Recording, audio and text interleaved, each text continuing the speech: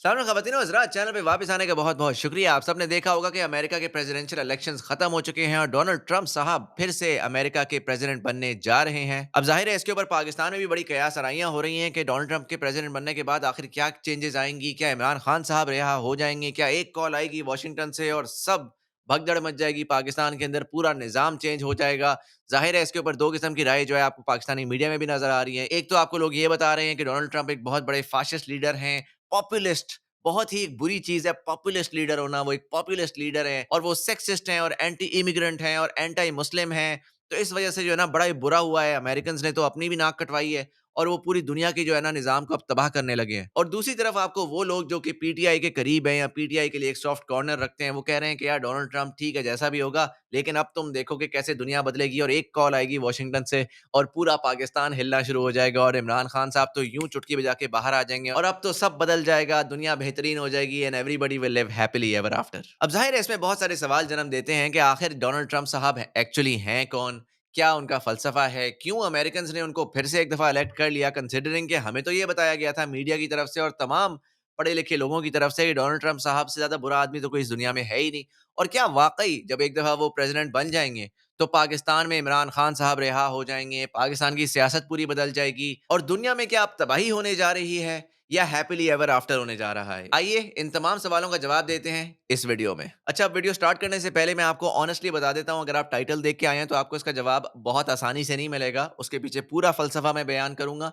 ये एक detailed topic है और इसके पीछे जब तक आप समझेंगे नहीं कि दुनिया भर में हो क्या रहा है, डोनाल्ड ट्रंप साहब का फ़लसफ़ा क्या है, आने वाली चेंजेज़ क्या होंगी, तब तक आप फ्यूचर प्रोजेक्ट नहीं कर सकते। मैं वो वाला तो हूँ नहीं कि यार चिड़िया ने मुझे ये बता दिया है 2 हफ्ते में ये होने जा रहा है। जर्नलिस्ट तो मैं हूँ नहीं। तो मैं आपको एक ओवरऑल ओपिनियन दूँगा on geopolitics, on economics and उससे आपको काफ़ी हद तक आइडिया हो जाएगा कि आने वाले वक़्त में होगा क्या। और चूँकि ये एक डिटेल एनालिसिस होगा तो आई डू अपोलोजाइज़, ये वीडियो थोड़ी-सी लंबी होगी और थोड़ी-सी अनस्ट्रक्चर्ड होगी। लेकिन please bear with me, I promise you कि आपको बड़ा कुछ सीखने को भी मिलेगा और आपका दिमाग खुलेगा, क्योंकि मैंने जब रिसर्च की कि आखिर हो क्या रहा है अमेरिका में और उसके असरात पूरी दुनिया में क्या होंगे, तो it was mind blowing for me और उसको समझने से मुझे अगले 10-15 साल का एक रोड मैप आता हुआ नज़र आया कि दुनिया आखिर किस तरफ जा रही है। अच्छा, अब डोनाल्ड ट्रंप साहब ने 2016 की प्रेसिडेंसी के लिए भी अपनी नॉमिनेशन रखी थी और वो इस रेस में घुसे थे, उस वक़्त से मीडिया ने उनको कंटीन्यूअसली मिसरिप्रेज़ेंट किया। वो कॉन्स्टेंटली उनके पीछे पड़े हुए थे और ज़ाहिर है हम लोग तो बहुत दूर बैठे हुए थे। इवन अमेरिका के अंदर जिन लोगों ने फ़ॉलो किया खबरों को और मीडिया को, तो उनको तो लगा कि यार बड़ा ही कोई अजीब-ओ-गरीब किस्म का आदमी है। देखो अजीब-ओ-गरीब किस्म के कमेंट्स करता है, कैसी सेक्सिस्ट बातें करता है, इस्लामोफोबिक बातें करता है, एंटी इमिग्रेंट बातें करता है। हर किस्म के तरीके से उन्होंने ऐसे उसको पोर्ट्रे किया कि हमें लगा कि यार इससे ज़्यादा तो ईविल इंसान कोई हो ही नहीं सकता। अच्छा, मैं ये नहीं कह रहा कि वो ईविल नहीं है या उसमें कोई गलतियाँ नहीं है, मैं कोई मॉरल स्टांस नहीं ले रहा। मैं आपको एक ओवरऑल पिक्चर बता रहा हूँ कि हो क्या रहा था। और एक चीज़ जो उस वक़्त भी बार-बार बोली गई और आज तक पाकिस्तान के बहुत सारे कमेंटेटर्स हैं, यूट्यूब पे भी पिछले दिनों में आप लोगों ने देखा होगा कि ट्रंप के बारे में अगर किसी ने वीडियो बनाई तो बारहा वो रिपीट करते हैं कि ट्रंप जो कि एक पॉपुलिस्ट आदमी है, उसने अमेरिका में इलेक्शंस जीत ली हैं। इमरान खान भी पॉपुलिस्ट था और इस तरह के तमाम पॉपुलिस्ट लोग जो हैं वो तबाही मचाते हैं अपनी कंट्रीज़ में आके। अब अगर आपने कभी पॉपुलिस्ट की डेफिनिशन ना देखी हो तो आपको तो लगेगा कि यार ये बड़ी बुरी चीज़ होती है पॉपुलिस्ट होना और ये पता नहीं कौन से लोग होते हैं और आपको वो ना डिफरेंट किस्म की डेफिनेशंस भी बताएँगे कि पॉपुलिस्ट होता है कि लोगों को पॉपुलर स्लोगन्स लगा करके बेवकूफ बनाना। वो आपको एक नेगेटिव ट्विस्ट बेचेंगे। लेकिन मैंने जाके जब पॉपुलिस्ट की डेफिनेशन निकाली तो ऑक्सफोर्ड डिक्शनरी में कुछ ऐसे लिखी हुई है, a person specially a politician who strives to appeal to ordinary people who feel that their concerns are disregarded by established elite groups। यानी कि अगर आपके मुआशरे के अंदर कुछ एलीट ग्रुप्स ने एक ऐसा सिस्टम बनाया हुआ है जो कि सिर्फ उन्हीं को इनरिच करी जा रहा है और जो पॉपुलेशन एट लार्ज है वो परेशान हो रही है और अनॉय हो रही है और अब उनसे तंग आ चुकी है, तो अगर कोई इंसान उन एलीट ग्रुप से हट के उस पॉपुलेशन की बात करना शुरू करे तो वो पॉपुलिस्ट होगा। अब सवाल है कि क्या हम सबको पॉपुलिस्ट लीडर नहीं पसंद आता? जाहिर है कि जो बंदा एलीट की बातें आगे लेकर आ रहा होगा वो अच्छा लीडर तो नहीं है। हम तो ये सारे के सारे इस बात को एग्री करते हैं। हम तो ये मानते हैं कि यार जब तक मजदूरों की, किसानों की, उनकी बात नहीं होगी, तब तक के एक अच्छा लीडर इमर्ज करके नहीं आएगा, तब तक चेंज नहीं आएगा। और ख़ासकर ये जो आपके लेफ्ट विंग किस्म के जर्नलिस्ट्स हैं और वो तमाम लोग जो कि गरीब किसान की बात करते हैं, वो आके डोनाल्ड ट्रंप को पॉपुलिस्ट कहते हैं। डेफिनेशन कहती है कि यार पॉपुलिस्ट तो आम आदमी की बात करता है अगेंस्ट द एलीट ग्रुप्स। तो वहाँ पे मुझे कुछ बात समझ नहीं आती और वो बात इस वज़ह से समझ नहीं आती क्योंकि ये जो पॉपुलिस्ट की टर्म है, जो पॉपुलिस्ट का नैरेटिव है, ये उन्होंने इनहेरिट किया है वेस्टर्न मीडिया से और वेस्टर्न मीडिया ने इस पॉपुलिस्ट को एक नेगेटिव टर्न क्यों दिया? क्योंकि वेस्टर्न मीडिया के अंदर उनके एलीट के इंटरेस्ट थे। और जैसा कि मैं आपको आगे बताऊंगा, डोनाल्ड ट्रंप एक अमेरिका के अंदर पावर स्ट्रगल को रिप्रेजेंट करते हैं, एक ऐसी पावर स्ट्रगल जो कि एग्जिस्टिंग सिस्टम और एग्जिस्टिंग स्टेटस को और एक ऑल्टरनेट सिस्टम जो कि पूरा निजाम हिला के रख देगी, उसके दरमियान है। देखिए, जब हम पाकिस्तानी अमेरिका को देखते हैं ना, तो हम उसको एक सिंगल एंटिटी कंसिडर करते हैं कि यार अमेरिका ने ये कर दिया, अमेरिका ने वो कर दिया, अमेरिका जो है वो जंगें करता है, अमेरिका के तो तमाम प्रेसिडेंट्स, उनकी पावर थोड़ी होती है, वो तो जो है ना पेंटागन चलाता है, सीआईए चलाता है, मिलिट्री इंडस्ट्रियल कॉम्प्लेक्स चलाता है। ये बात दुरुस्त है कि हिस्टोरिकली ऐसा ही होता रहा है, लेकिन अमेरिका एक पूरी नेशन स्टेट है, उसके अंदर भी डिफरेंट प्रेशर ग्रुप्स हैं, पावर ग्रुप्स हैं, और जनरली जब किसी भी मुआशरे के अंदर इनइक्वालिटी बढ़ती है, हालात थोड़े से अप एंड डाउन होना शुरू हो जाते हैं, तो डिफरेंट क्रैक्स अपीयर होना शुरू हो जाते हैं, और अमेरिका में भी यही हो रहा है। पाकिस्तान में जब ज्यादातर लोग डोनाल्ड ट्रंप को देखते हैं, तो वो उनको सही तरीके से अंडरस्टैंड नहीं कर पाते, और उसकी वजह लार्जली ये है कि पाकिस्तान में ज्यादातर लोग अमेरिका को सही तरीके से समझ नहीं पाते, और अमेरिका को समझना बहुत ज्यादा जरूरी है। अगर आप पाकिस्तानी हैं, हो सकता है आप सोच रहे हो कि यार ये क्या आनंद फानंद बातें कर रहा है, भाई हम तो पाकिस्तानी हैं, हमें इससे गर्ज है कि पाकिस्तान में क्या हो रहा है, हमें इससे फर्क नहीं पड़ता कि अमेरिका में जो है ना प्रेसिडेंशियल इलेक्शंस हो गई, अमेरिका ये चाहता है, अमेरिका वो चाहता है। इस कॉलोनियल माइंडसेट से बाहर निकलो, अपने अंदर देखो, उनको देखना छोड़ दो। भाई आपकी बात बिल्कुल बजा है, लेकिन fact of the matter is कि America is the world's largest economy. 25% of global GDP is in America, यानी कि पूरी दुनिया जो एफर्ट डाल के जो प्रोडक्टिविटी बनाती है, उसमें से 1/4 अमेरिका में लगती है। पाकिस्तानियों के लिए अमेरिका सबसे बड़ी एक्सपोर्ट डेस्टिनेशन है, जहां सालाना हम $5 अरब से ज्यादा का माल फरोख्त करते हैं, यानी कि अमेरिका की इकोनॉमी डायरेक्टली पाकिस्तान की इकोनॉमी को इंपैक्ट करती है। बट इससे भी ज्यादा इंपॉर्टेंट बात यह है कि America as of right now दुनिया की वाहिद सुपर पावर है, और एक ऐसी सुपर पावर जो कि बहुत हेविली इन्वॉल्व्ड है पूरी दुनिया की जियो पॉलिटिक्स के अंदर, जिसकी वजह से आप ना चाहते हुए भी उसको इग्नोर नहीं कर सकते, क्योंकि कल को आप क्या जॉब कर रहे होंगे, आपकी इकोनॉमी कैसी होगी, आपके हालात कैसे होंगे, इन तमाम चीजों का दारोमदार अमेरिका के फ्यूचर से जुड़ा हुआ है। तो जैसा कि मैंने आपको बताया कि अगर आपने ट्रंप को समझना है, तो आपने अमेरिका को समझना है, और अगर आपने अमेरिका को समझना है, तो आपने अमेरिका में होने वाले इस वक्त सबसे बड़े कॉन्फ्लिक्ट को समझना है। आज के अमेरिका के अंदर एक जंग चल रही है, और वो जंग है फाइनेंस कैपिटलिज्म और इंडस्ट्रियल कैपिटलिज्म के दरमियान। अब आप लोग कहेंगे यार हमने तो कैपिटलिज्म सुना था,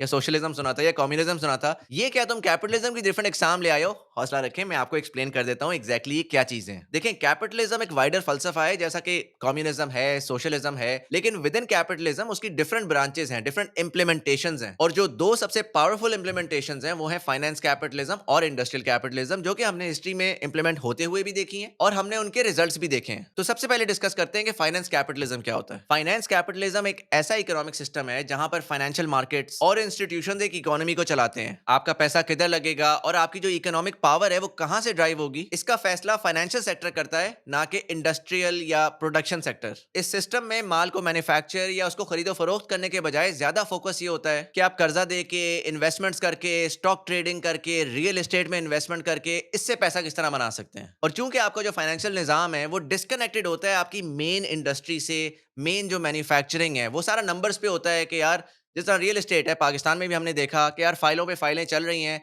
पैसे डबल ट्रिपल हो रहे हैं, उसमें क्या लोग रह रहे हैं, नहीं रह रहे, क्या वो घर बन रहे हैं, नहीं बन रहे, लेकिन पैसा डबल हो ही जा रहा है। तो इसी तरीके से इस तरह के सिस्टम में शॉर्ट टर्म प्रॉफिट्स होते हैं, स्पेकुलेशन होती है, और पैसे को गिरवी रख के मजीद पैसा निकाला जाता है ताकि आप किसी तरीके से अपना मैक्सिमम प्रॉफिट निकाल सकें। इस निजाम में सबसे ज्यादा जो आपकी पावर होती है ना आपके मुआशरे में, वो बैंक्स के पास होती है, फाइनेंशियल इंस्टीट्यूशंस के पास होती है, हेज फंड्स के पास होती है, और वो आपके की इकोनॉमिक डिसीजंस ले रहे होते हैं। जैसा कि हम पाकिस्तान में देखते हैं कि बार बार एक बैंकर को फाइनेंस मिनिस्टर लगा दिया जाता है, पूरी इकोनॉमी ठप पड़ी होती है, लेकिन स्टॉक मार्केट आसमान पे होती है, बैंक्स बेहतरीन प्रॉफिट निकाल रहे होते हैं, और जो एक्चुअल मैन्युफैक्चरिंग कर रहा है, जिसकी फैक्ट्री है, जो प्रोडक्शन कर रहा है, वो हमेशा खसारे में जाता है। और इन सारे नंबर से आपको बताया जाता है कि देखो इकोनॉमी कितनी जबरदस्त चल रही है। इसी तरीके से इस इकोनॉमी के अंदर फोकस जो होता है ना, वो प्रॉफिट मैक्सिमाइजेशन होता है, नंबर्स पे होता है कि यार मुझे अपने नंबर्स के अंदर मैक्सिमम शेयर होल्डर्स को प्रॉफिट निकाल के देना है। मुझे इससे फर्क नहीं पड़ा कि प्रोडक्शन हो रही है, नहीं हो रही। अगर मैं गाड़ियां बनाता हूं और मुझे लगता है कि यार मैं गाड़ियां बनाना खत्म करूं और अपनी फैक्ट्री को किराए पे दे दूं ना,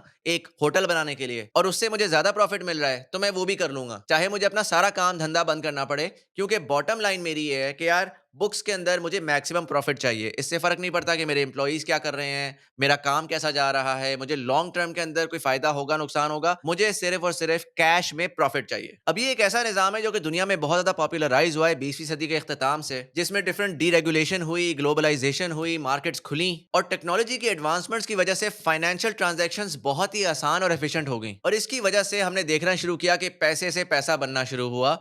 एक्चुअल में क्या पॉपुलेशंस को कोई फ़ायदा हो रहा है, उनके हालात बदल रहे हैं, उसके बारे में इतनी कन्वर्सेशन नहीं है। लेकिन बॉटम लाइन के ऊपर नंबर्स वाइज़ एक पर्टिकुलर अशराफिया है, जो कि अमीर से अमीरतर होती जा रही है। ये पाकिस्तान में तो हो ही रहा है, आप सब इस चीज़ के गवाह हैं, लेकिन ये इंडिया में भी हो रहा है, जहाँ पे हम सुनते हैं कि इंडिया के बड़े ज़बरदस्त हालात हैं, बहुत ज़्यादा ग्रो कर रहा है, लेकिन वहाँ पर पॉवर्टी भी बहुत ज़्यादा है और जो उनकी टॉप रिचेस्ट पॉपुलेशन है, वो अमीर से अमीरतर होई जा रही है। और इसी तरीके से अमेरिका के भी कुछ ऐसे ही हालात हैं। हालाँकि एनेक्डोटली जब हम अमेरिका को देखते हैं, तो हमें लगता है कि यार उनके तो वारे न्यारे हैं, कितने ज़बरदस्त वो लोग हैं, कितनी यशी है, कितनी पार्टी है।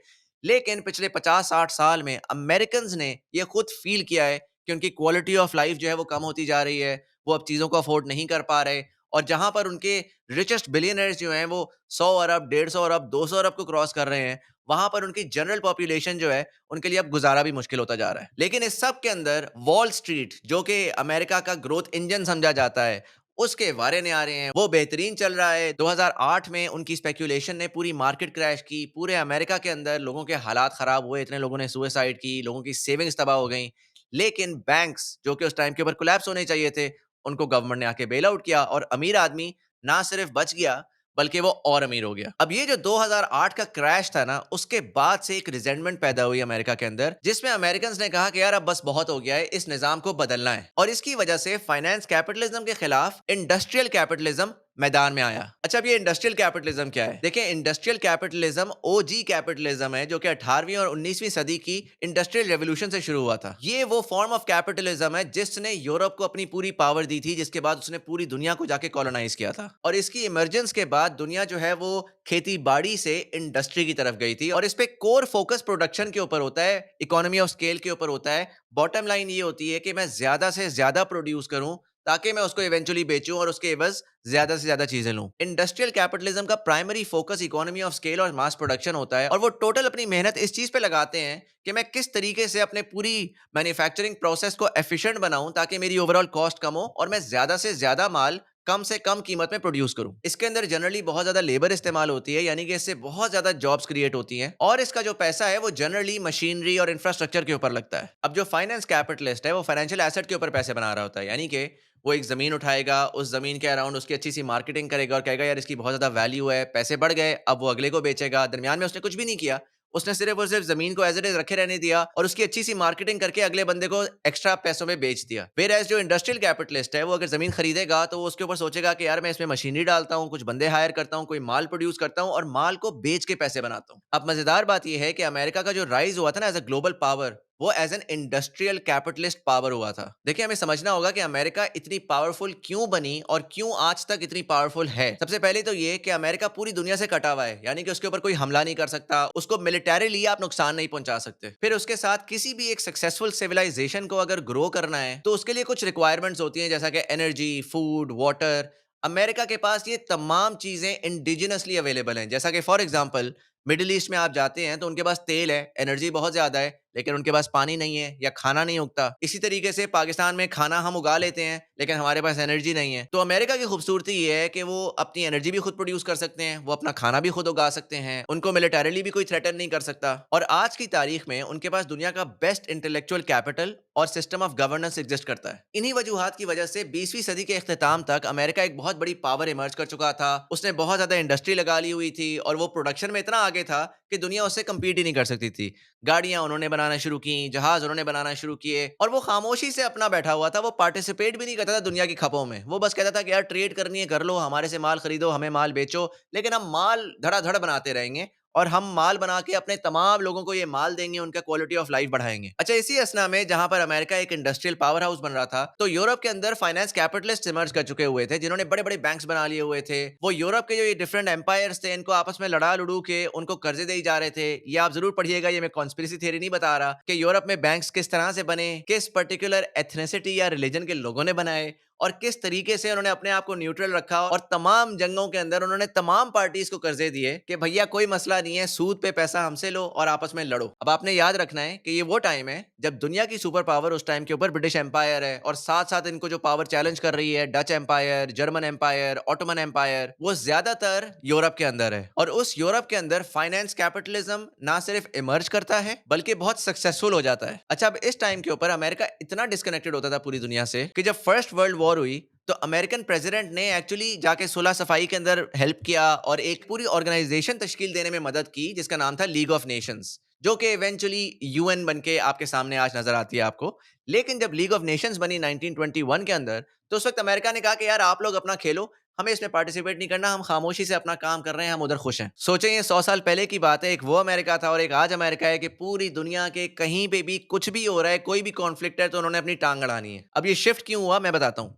फिर वर्ल्ड वॉर टू जब आई ना, तो जो फाइनेंस कैपिटलिस्ट था उसने अच्छे से पूरे यूरोप को निचोड़ा, उन तमाम लोगों को लड़ाया, उन तमाम लोगों को इंतहा से ज्यादा कर्जे दिए।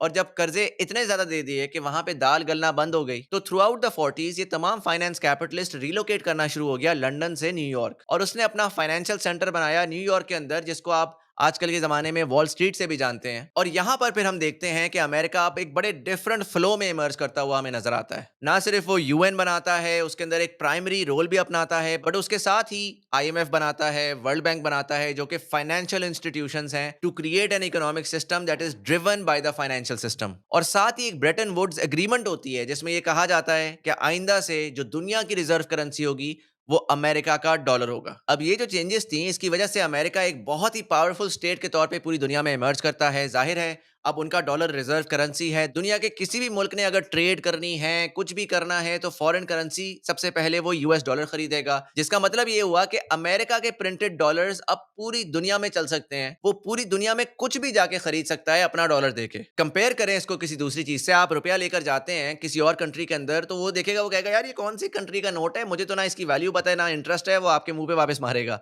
लेकिन डॉलर एक ऐसी चीज है जो कि अब पूरी दुनिया लेफ्ट एंड राइट कहीं पे भी आप चले जाएं वो चलेगा भी, उसकी वैल्यू भी होगी और उससे आप माल खरीद सकते हैं। खैर लॉन्ग स्टोरी शॉर्ट, अमेरिका की बहुत ज्यादा पावर हो गई आपको पता है। उसके बाद फिर अमेरिका ने इंश्योर किया कि यार फाइनेंशियल सिस्टम्स या इकोनॉमिक सिस्टम्स की जंग में वो सस्टेन कर सके और वो ऑल पावरफुल होकर इमर्ज करे। तो इसी वजह से उन्होंने कम्युनिज्म के साथ बहुत ज्यादा लड़ाइयाँ की और इंश्योर किया कि यूएसएसआर 1991 में तबाह हो, और उसके साथ साथ तमाम जो कम्युनिस्ट कंट्रीज हैं वो अपने communist way of life, communist economic system को छोड़ें और अमेरिका का finance capitalist led system embrace करें। अब ये तो हम सबको पता है। आप कह रहे होंगे कि यार इसमें कोई नई बात तो नहीं है। जो चीज काफी लोग मिस कर रहे हैं वो ये है कि अमेरिका वाइल एक सुपर पावर है, अमेरिका ने बड़ी अय्याशी की है, इन्फिनिट पावर उन्होंने एग्जर्ट की है। रिजीम चेंजेस का हमने सुना, जंग जदल का हमने सुना, लाखों लोग मर गए क्योंकि किसी ने अमेरिका को चैलेंज किया, तो किसी ने फाइनेंशियल सिस्टम को चैलेंज किया, तो किसी ने कहा कि हम यूएस डॉलर से हटकर अपनी कोई गोल्ड करेंसी बनाएंगे, और अमेरिका ने आके उसको फुड़का दिया। ये अगेन कोई कंस्पिरेसी की बातें नहीं है, ये तमाम रिटर्न हैं, ये तमाम डिक्लासिफाइड हैं, किस तरीके से अमेरिका पिछले 50-60 साल के अंदर रिजीम चेंजेस करता रहा है, अपनी मर्जी के डिक्टेटर्स को लगाता रहा है, अपने खिलाफ के लोगों को असैसिनेट भी करता रहा है,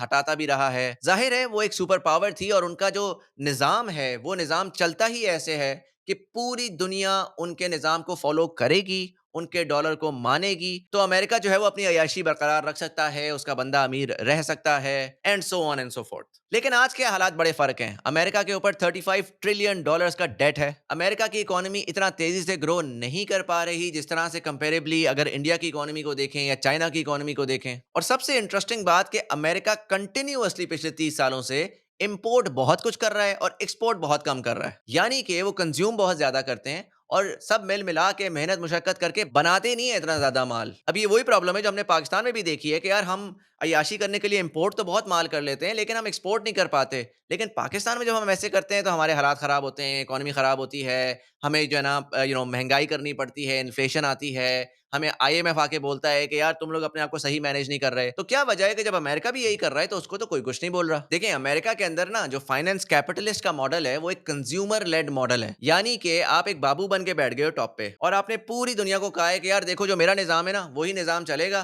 तुमने टेंशन नहीं खानी, उस निजाम में तुम्हारा भी भला है मेरा भी भला है। लोग मान लेते हैं, लोग कहते हैं ठीक है यार बेहतरीन निजाम होगा, जैसे आपने तरक्की की है हम भी इंशाल्लाह उसी तरह तरक्की करेंगे। और इस निजाम में पार्टिसिपेट करते करते पूरी दुनिया मेहनत करके जो माल बनाती है, वो उसका 25% अमेरिका खा जाता है। नोटिस करिएगा, दुनिया की टोटल पॉपुलेशन में से सिर्फ 4% पॉपुलेशन और दुनिया की टोटल कंजम्पशन में 25% कंजम्पशन। तो फिर आप सोचते हैं कि यार, इतना ज़्यादा ये कैसे कंज़्यूम कर रहे हैं? ज़रूर बड़े प्रोडक्टिव लोग होंगे, बड़े अमीर लोग होंगे। फिर आप देखते हैं कि यार, ये तो इतना माल बना ही नहीं रहे, ये तो सिर्फ कंज़्यूम पे कंज़्यूम करी जा रहे हैं। तो फिर आप सोचते हैं कि दाल में कुछ काला है। तो आप ये फाइनेंशियल सिस्टम पे जाते हैं कि आखिर में चल क्या रहा है? आपको पता ये लगता है कि जहाँ पर सोवियत यूनियन का 1991 में कोलैप्स हुआ था, वहीं पर चाइना ने वर्ल्ड ट्रेड ऑर्गेनाइजेशन ज्वाइन की, जिसको ज्वाइन करने से चाइना ने इंडस्ट्रियल कैपिटलिज्म को अपनाया। अब जब अमेरिकन चाइनीज को लेकर आए, तो अमेरिकन ने सोचा कि यार ठीक है, हमें सस्ता माल इनसे मिलता रहेगा। देखिए, होता ये था कि अगर अमेरिका ने $100 का माल खरीदना है चाइना से, तो अमेरिका जाएगा, जाके चाइना को $100 देगा और $100 देके उससे माल खरीद लेगा, जिसको वो कंज्यूम कर लेगा। अब चाइना के पास ये $100 है, उस $100 से चाइना क्या करे? उसकी तो लोकल इकोनॉमी चल रही है। ठीक है, उसने $10-12 का रॉ मटेरियल खरीद लिया, लेकिन अब $80 उसका पड़ा हुआ है। उस $80 को अमेरिका ने कहा कि यार भाई, मेरी बात सुनो, तुम वो $80 मुझे दो और मैं तुम्हें साल का ना 1 डेढ़ $2 जो है, उसके ऊपर इंटरेस्ट तुम्हें दे दिया करूँगा। तुम्हारा तो ये पैसा पड़ा-पड़ा ज़ाया हो रहा है, उसका कोई फ़ायदा नहीं है। तो चाइना वापस अमेरिका को वो डॉलर दे देता था। अमेरिका $80 चाइना से लेता था। बाकी जो चाइना ने लेफ्ट राइट कंट्री से रॉ मटेरियल खरीदा है, उससे भी जाके डॉलर वापस लिया और फिर अगले साल फिर कंजम्पशन में पहुँच गया कि यार, ये लो $100 और मुझे मज़ीद माल दो। इससे हुआ ये कि अमेरिकन कंज्यूमर दुनिया का नंबर 1 कंज्यूमर बन गया। पूरी दुनिया की मार्केट्स अमेरिकन कंज्यूमर को सर्विस करना शुरू हो गईं। उनको लगता था कि यार, हम डॉलर कमा रहे हैं, बुक्स के अंदर हम अमीर से अमीर-तर होई जा रहे हैं। देखो यार, कितने वारे-न्यारे हो रहे हैं हमारे। और अगर आप चाइना को देखें, तो चाइना ने 1991 से लेके अब तक 11 टाइम्स अपनी इकोनॉमी ग्रो की है। और एक वक़्त था कि चाइना ने $1 ट्रिलियन से ज़्यादा अमेरिका को अपने पैसे दिए हुए थे, अपने प्रॉफिट के पैसे दिए हुए थे कि यार, उसके ऊपर मुझे इंटरेस्ट मिलता रहेगा। और इसी तरीके से सऊदी अरब, इंडिया, जापान, इन तमाम कंट्रीज़ ने अपना सारा अर्न किया हुआ पैसा जो है, वो अमेरिकन्स के हाथ में रखा हुआ था कि हमें इसके ऊपर इंटरेस्ट मिलता रहेगा। लेकिन 2014 में कुछ चेंज हुआ। चाइना ने ये रियलाइज़ किया कि यार, ये तो एक पोंज़ी स्कीम है, ये मैं बार-बार उनको दे ही जा रहा हूँ, उनका डेट का नंबर बढ़ी जा रहा है, वो वापस हमसे माल खरीदी जा रहे हैं, कब तक ये सिस्टम चलता रहेगा? तो उन्होंने सोचा कि यार, हमें अपने पैसे को डाइवर्सिफ़ाई करना है, हम बार-बार अपना पैसा अमेरिका को नहीं दे सकते। और फिर उन्होंने अनाउंस किया, जी हाँ, जिसके ऊपर एक इंतहा से ज़्यादा खप मची हमारे मुल्क में भी, पूरी दुनिया में भी। और हमारे मुल्क में बहुत सारे कमेंटेटर्स कहते हैं कि ओ यार, ये तो ऐसी बस प्रोजेक्ट है, चाइना का डेट ट्रैप है, इससे कोई ज़्यादा फ़र्क नहीं पड़ता। मैं एक पूरी डिटेल्ड वीडियो करूँगा कि वन बेल्ट वन रोड और सीपेक की क्या सिग्निफिकेंस है in the grand scheme of things. But अगर मैं समरी में आपको बता सकूँ, तो बेसिकली चाइना ने किया ये कि अब उन्होंने कहा कि यार, जो मेरे एक्स्ट्रा डॉलर्स हैं ना, वो मैं अमेरिका को वापस नहीं दूँगा। मैं अपनी इन्वेस्टमेंट्स को डाइवर्सिफ़ाई करना चाहता हूँ। मैं चाहता हूँ कि कल को मेरा जो कंज़्यूमर है, वो भी मुख्तलिफ दुनिया के ममालिक से आए, वो सिर्फ़ अमेरिका से ना आता रहे, वरना हमारी बहुत ज़्यादा डिपेंडेंस है उनके ऊपर। तो चाइना ने क्या किया कि अपने जो प्रॉफ़िट्स थे, उससे उसने पूरी दुनिया में इन्वेस्टमेंट्स करना शुरू कर दी। उसने जाके पावर प्लांट्स खरीदना शुरू कर दिए, उसने रोडें बनाना शुरू कर दी। उसने बेसिकली डेवलपमेंट करना शुरू कर दी पूरी दुनिया के अंदर, ताकि दुनिया की जो ये नई आबादी, जो यूथ पॉपुलेशन आ रही है, ये कंज़्यूमर बने कल की बनने वाली चाइनीज़ गुड्स के लिए। अब यहाँ पर अमेरिका को प्रॉब्लम स्टार्ट हुई, जो मैंने आपको बताया। पहला 2008 का फाइनेंशियल क्राइसिस, जिसकी वजह से फाइनेंस कैपिटलिज्म को एक झटका लगा और लोगों की रिजेंटमेंट बढ़ी उनकी तरफ। दूसरा, जो डीप स्टेट अमेरिका की थी, उन्होंने देखा और ये रियलाइज़ किया कि अगर तो जो पैसा जो हम बहुत आराम से हर साल लोगों से वापस लेते रहते हैं, अगर वो पैसा वापस आना बंद हो गया और अगर उस पैसे को लोग लेफ्ट राइट इन्वेस्ट करना शुरू हो गए, तो हमारी कंज़म्पशन तो आउट हो जाएगी। देखें, अमेरिका जो है, वो क्यों इतना अमेज़िंग है, इतनी बेहतरीन वहाँ पे लाइफ़ है, इतनी क्वालिटी ऑफ लाइफ़ बहुत ज़बरदस्त है, वो सिर्फ़ इस वजह से क्योंकि वो गुड्स और सर्विसेज़ को कंज़्यूम कर सकते हैं। अब हमें पता है कि वो खुद तो इतनी बना नहीं रहे, वो सारी तो इम्पोर्ट कर रहे हैं। लेकिन अगर उनके पास इम्पोर्ट के डॉलर आना बंद हो गए, तो उनको डॉलर प्रिंट करने पड़ेंगे। डॉलर जब उनको प्रिंट करने पड़ेंगे, तो मार्केट में डॉलर की अवेलेबिलिटी ज़्यादा होगी और गुड्स और सर्विसेज़ कम होगी, जिसकी वजह से डॉलर की वैल्यू गिर जाएगी। डॉलर की वैल्यू गिर जाएगी, तो पोटेंशियली वहाँ पर हाइपर इन्फ्लेशन होने का खदशा है। ये कोई अनोखी बात नहीं है। बहुत सारी डिफरेंट सुपर पावर्स या मेजर पावर्स के साथ ऐसा हो चुका है, जिनकी करेंसीज़ एक ज़माने में रिज़र्व करेंसी थी और फिर इवेंचुअली जब लोगों ने उसको डंप करना शुरू किया, तो वहाँ पर करेंसी की सारी वैल्यू लूज़ हो गई और हाइपर इन्फ्लेशन आ गई। अमेरिका को भी यही झटका लगा हुआ है। तो जहाँ पर 2014 में चाइना ने ये वन बेल्ट वन रोड वाला सिस्टम स्टार्ट किया, वहीं पर हम देखते हैं कि चाइना की जो होल्डिंग है यूएस ट्रेजरी की, वो आहिस्ता, आहिस्ता, आहिस्ता, आहिस्ता गिरना शुरू हो जाती है। और पिछले 2 सालों के अंदर ये बहुत ज़्यादा एक्सेलरेट हुई है, जिसमें हर क्वार्टर में जो यूएस ट्रेजरीज़ हैं, जो चाइना ने रखी हुई हैं, वो डंप कर रहा है। सिर्फ चाइना नहीं, सऊदी अरब भी ऐसा ही कर रहा है। और साथ ही सऊदी अरब, इंडिया, चाइना गोल्ड खरीद रहे हैं, क्योंकि कुछ ना कुछ वो देख रहे हैं कि आने वाले वक़्त में कुछ ऐसी चेंजेज़ आएँगी, जिसमें शायद जो वैल्यू है उनकी यूएस ट्रेजरी होल्डिंग की, वो उतनी ना रहे। अभी थोड़ा-सा कॉम्प्लिकेटेड हो गया है, इसमें फाइनेंशियल सिस्टम भी है, करेंसी भी है। अगर ज़्यादा कॉम्प्लिकेटेड हो गया है, आप मुझे कमेंट सेक्शन में आके बता सकते हैं, मैं डिटेल्ड स्पेसिफिकली इसके ऊपर एक वीडियो कर लूँगा कि जो करेंसी का सिस्टम है, ये अमेरिका ने कैसे बनाया, कैसे उसको सस्टेन करते हैं, किस तरीके से ये काम करता है, उसके हम डिटेल में चले जाएँगे। लेकिन थोड़ा-सा मैं वापस लपेटता हूँ। बॉटम लाइन ये है कि इस वक़्त अमेरिका के हालात बहुत मुश्किल हैं। चाइना की इकोनॉमी दुनिया की नंबर 1 इकोनॉमी बन जाएगी अगले 3-4 सालों के अंदर और वो रैपिडली ग्रो कर रही है और वो एक इंडस्ट्रियल बेस पे ग्रो कर रही है जिसको हराना बड़ा मुश्किल है। और जैसे-जैसे वो ग्रो कर रही है, वो अपने आप को डाइवर्सिफ़ाई भी कर रही है, वो बाकी ममालिक को भी अपने साथ लेकर आ रही है, वो ब्रिक्स के थ्रू फाइनेंशियल अल्टरनेट सिस्टम की भी बात कर रही है। रशिया भी उस तरफ अल्टरनेट फाइनेंशियल सिस्टम की बात कर रहा है। बिटकॉइन वाले आ रहे हैं, वो कह रहे हैं यार डॉलर को डंप करो, बिटकॉइन पे आ जाओ। हर तरफ से यूएस फाइनेंशियल सिस्टम को इस वक्त मार पड़ रही है और इस मार के ऊपर दो स्कूल ऑफ थॉट्स इस वक्त अमेरिका में एग्जिस्ट करते हैं जो कि पोटेंशियल सॉल्यूशंस बता रहे हैं। पहला फाइनेंस कैपिटलिस्ट वाला, जो कि हमने देखा कि जो बाइडन और जो एग्जिस्टिंग एस्टेब्लिशमेंट है उनका टोटल निजाम क्या है कि यार पूरी दुनिया में जंगें करो, मेक श्योर करो किसी तरह चाइना की राइस को रोको, रशिया के राइस को रोको, सैंक्शन लगाओ, उनके मॉनेटरी सिस्टम को तबाह करो। हमने पहले भी 50 साल किया है, हम आज भी कर लेंगे। लेकिन एक दूसरी साइड भी है जो ये कह रही है कि भैया हालात अब इतने आगे जा चुके हैं कि अब आप ये जो है ना डंडे के जोर पे आप सस्टेन नहीं कर सकते। अब आप एज ऑफ इंफॉर्मेशन में एग्जिस्ट कर रहे हैं। अब इन तमाम कंट्रीज के अंदर बहुत ज़्यादा डेवलपमेंट हो गई है, ये आपस में एक दूसरे के साथ ट्रेड कर सकते हैं। और टू बी वेरी ऑनेस्ट, ये जो तमाम आपने पुलिसिंग करनी होती है ना, पूरी दुनिया के अंदर जंगें करनी होती है, इसके लिए आपको एक बाय इन चाहिए होता है, आपको एक नैरेटिव चाहिए होता है जो कि हिस्टोरिकली इनके पास एग्जिस्ट करता रहा है। अब वो नैरेटिव अमेरिका लूज़ करता जा रहा है और लूज़ कर चुका है।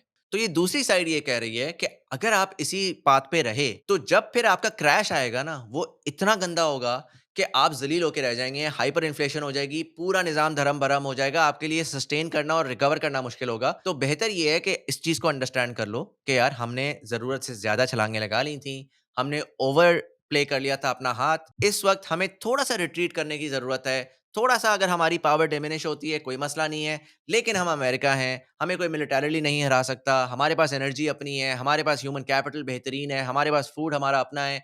हमें 5-10 साल चाहिए, जिसमें हम सिर्फ़ और सिर्फ़ आँखें बंद करके, सर नीचा रख के, अपनी इंडस्ट्रियल कैपेसिटी को वापस रीबिल्ड करें और हम फिर से ग्लोबल स्टेज पे राइज़ करेंगे एज़ अ ग्रेट पावर। और इसी कॉन्टेक्स्ट के अंदर फिर आपको समझ आती है डोनाल्ड ट्रंप की, जब वो कहता है कि यार जंगें ख़त्म करो, नेटो के पैसे हम क्यों दे रहे हैं, यूरोपियंस क्यों नहीं दे रहे, साउथ कोरिया से फ़ौज को वापस बुलाओ, जर्मनी से फ़ौज को वापस बुलाओ, यूक्रेन रशिया की जंग ख़त्म करो।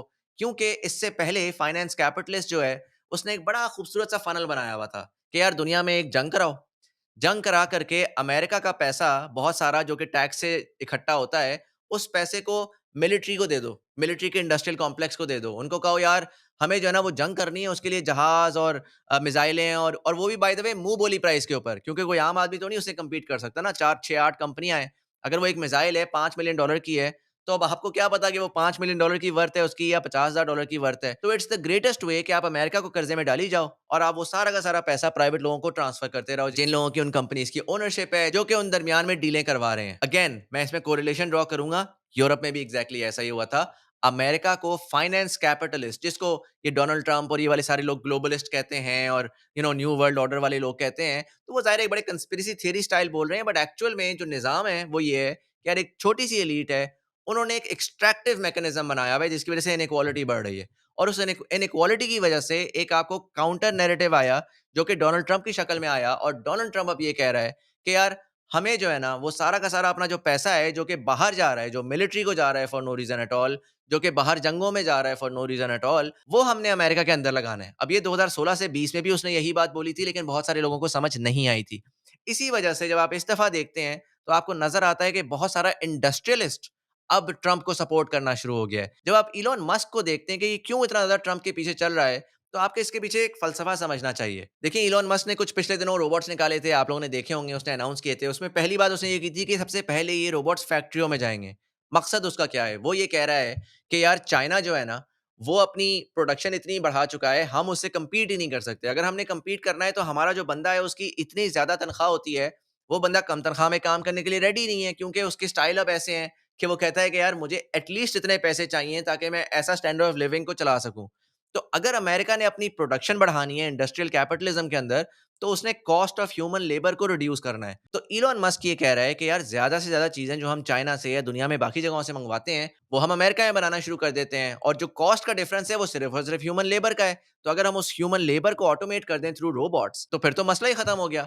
अब अगर आपने ये करना है और इसकी इकोनॉमिक्स बनानी है, तो उसके लिए आपको क्या करना है, जैसा कि पाकिस्तान में आप कोई चीज़ इम्पोर्ट करते हैं, उसके ऊपर टैक्स लगता है। तो इसी वजह से ट्रंप कहता है कि जी मैं टैरिफ्स लगाऊंगा ताकि इंपोर्ट करना महंगा हो और आपका जो पैसा है प्राइवेट सेक्टर का वो लोकल मैन्युफैक्चरिंग में लगे। तो ओवरऑल आप सारी स्ट्रेटजी जब देखेंगे ना, तो आपको ये समझ आएगी कि we are now going towards a complete shift, जिसमें जो ग्रेट पावर कंपटीशन है वो इकोनॉमिक कंपटीशन के अंदर होगा, वो बिजनेस कंपटीशन के अंदर होगा, वो मैन्युफैक्चरिंग के अंदर होगा। आप डोनाल्ड ट्रंप, उसके वाइस प्रेसिडेंट, उसके सपोर्टर्स की बातें सुने तो वो बार बार ये कह रहे हैं कि यार हमें क्या जरूरत है कि हम पूरी दुनिया में पुलिस बने बैठे हैं, हमें क्या जरूरत है कि हम रिजीम चेंजेस कर रहे हैं या जंगे कर रहे हैं। हमें तो चाहिए कि हम दुनिया को जाके हेल्प करें कि यार तुम भी आके हमारे साथ बिजनेस करो, तुम भी चीजें बिल्ड करो, ताकि हम आपस में उसमें कंपटीशन करके हम उसमें देखेंगे कौन अच्छा है। और उनको पता है कि वो अच्छे हो सकते हैं, क्यों? क्योंकि बारहा मैं ये बात रिपीट कर रहा हूँ, एनर्जी उनकी अपनी, खाना उनका अपना, ह्यूमन कैपिटल बेहतरीन और किसी किस्म का खतरा नहीं। अच्छा, मजेदार बात ये है कि ये कोई अनोखी चीज नहीं है, ये डोनाल्ड ट्रंप ने कोई मैजिकल चीज नहीं आके नहीं बोली। रिपब्लिकन कैंडिडेट थे रॉन पॉल, जिनको रिसेंटली इलॉन मस्क ने इनवाइट किया था कि आप हमारी ट्रंप की गवर्नमेंट को ज्वाइन कर लें, और उन्होंने एक्सेप्ट भी कर लिया था।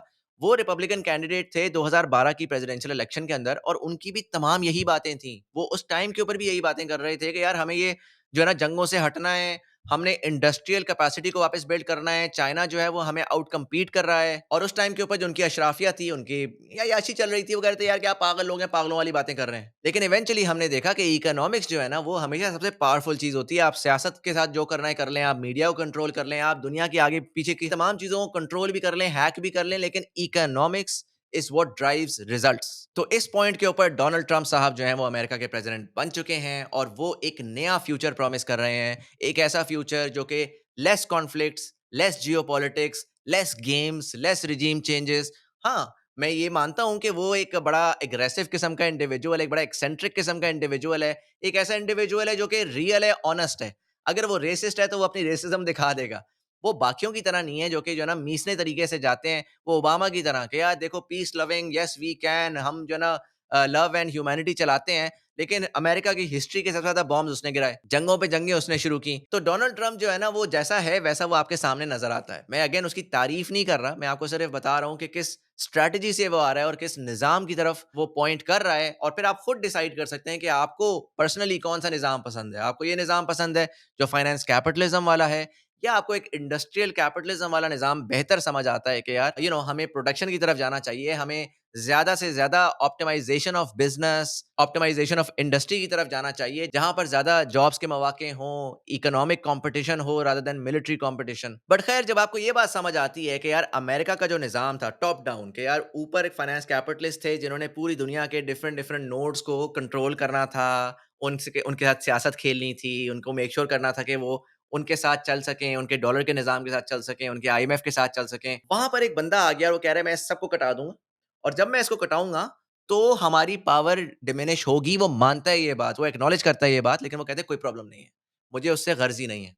तो वो आएगा और वो आके इस पावर को कटाएगा। अब जब वो इस पावर को कटाएगा तो इसका मतलब ये है कि पूरी दुनिया के जो डिफरेंट डिफरेंट नोड्स हैं, जहाँ पर अमेरिकन पैट्रनेज और अमेरिकन निज़ाम को फ़ॉलो किया जाता था, वो जब ख़त्म हो जाएगा, तो उन ममालिक में क्या होगा?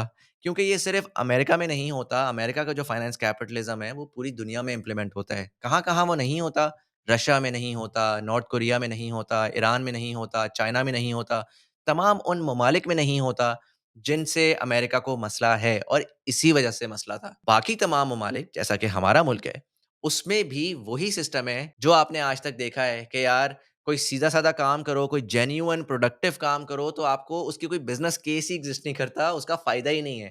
काम कौन-सा चलता है? इम्पोर्ट करके माल मार्केट करके बेच दो, स्टॉक मार्केट में पैसे बना लो, प्लॉटों के ऊपर सट्टा खेल लो, उसके ऊपर पैसे बना लो। एक पर्टिकुलर एलीट कैप्चर, और वो एलीट नंबर घुमाने के ऊपर पैसे बना रही है। जो एक्चुअल मेहनतकश है, मज़दूर है, वो पैसे नहीं बनाता। उसके ऊपर जो बंदा बैठा हुआ है, जो उसकी डीलें कर रहा है, वो पैसे बनाता है। एग्रीकल्चर का पैसा आढ़ती बनाता है। बिज़नेस का पैसा बैंकर बनाता है, एक्सपोर्टर का पैसा इंपोर्टर बनाता है। तो हमारे यहाँ भी फाइनेंस कैपिटलिज्म ही चल रहा था। लेकिन जब ऊपर से फाइनेंस कैपिटलिज्म का जो मेन गद्दी नशीं है, वही छोड़ के जा रहा है और वो कह रहा है कि अब जो फ्यूचर है वो इंडस्ट्रियल कैपिटलिज्म है और कंपटीशन है, रियल मार्केट है, फ्री मार्केट है, तो फिर नीचे पाकिस्तान में क्या होगा? ये इंपॉर्टेंट चीज़ है लोगों की देखने वाली। इससे फ़र्क नहीं पड़ता कि कौन-सा इंडिविजुअल किसको जानता है, ट्रंप किसको कॉल करेगा, पीटीआई के अंदर कौन-सा बंदा है जिसकी ट्रंप के कौन से बंदे से जान-पहचान, दोस्ती यारी हुई हुई है। बॉटम लाइन ये है कि दुनिया बदल रही है, पाकिस्तान ने भी बदलना है।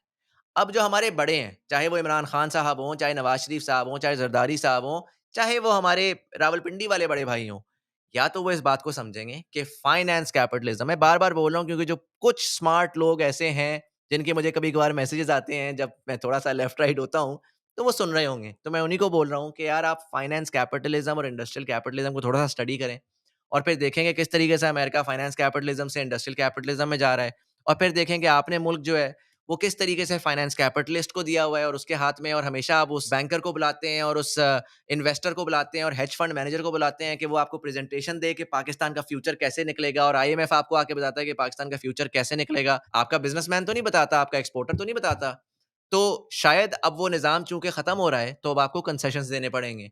आपको अपना निज़ाम खोलना पड़ेगा, आपको फ्री मार्केट की तरफ जाना पड़ेगा, जिसमें आपका जो लाइसेंस राज है, जिसमें आपके जो करीबी जान-पहचान वाले लोग हैं, वो बस बिज़नेस और धंधा कर सकते हैं, मार्केट नहीं कर सकती, वो वाला निज़ाम अब नहीं चलेगा। या तो आप इसको फाइट करेंगे, जो कि आपको इस वक़्त इस गवर्नमेंट में नज़र आ रहा है कि तमाम फाइनेंस कैपिटलिस्ट इकट्ठा हुआ है पाकिस्तान के अंदर और वो कोशिश कर रहा है किसी तरह वो सस्टेन कर जाए और वो थोड़ा अरसा और सर्वाइव कर जाए और इसी वजह से उसको टेंशन लगी हुई है ट्रंप को देख के। उनको ट्रंप से मसला नहीं है, उनको मसला उस आइडिया से है दैट ट्रंप रिप्रेजेंट्स। इनको तो आदत हुई हुई थी डीलों की, इनको आदत हुई हुई थी कि बाहर से डॉलर आएगा, एक ओवरऑल बड़े निज़ाम को हम सस्टेन करेंगे और उसको सस्टेन करने के खाते में जो हम रेंट लेते हैं, वो हमारा रेंट चलता रहेगा, कोई टेंशन ही नहीं है। अब चूँकि वो पेटने जा रही है, तो अगले 4 साल बड़े मुश्किल होंगे।